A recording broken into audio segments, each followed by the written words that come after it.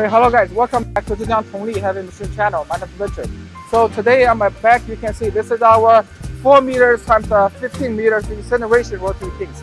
And then as you can see right now, we're doing the functioning test of the incineration rotary kiln.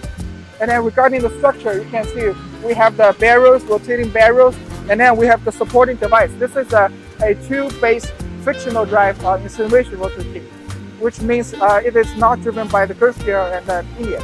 It is driven by the supporting rollers and also the motors. So as for the structure, you can see this is the motor connect to the coupling connect to the reducer, and then the reducer connects to the supporting roller. So the transmission is based on the supporting roller. Usually the commissioning or functional test is carried out on site. But at this time, customer has special request, therefore we're doing it in our workshop. So yeah, basically this is our incineration rotary kiln. And then after you install, there will be a front panel and also a rear panel installed and with the burners on it. So yeah, basically this is the structure of our incineration rotary kilns. So yeah, thank you guys. I will introduce about other part of our incineration rotary kiln.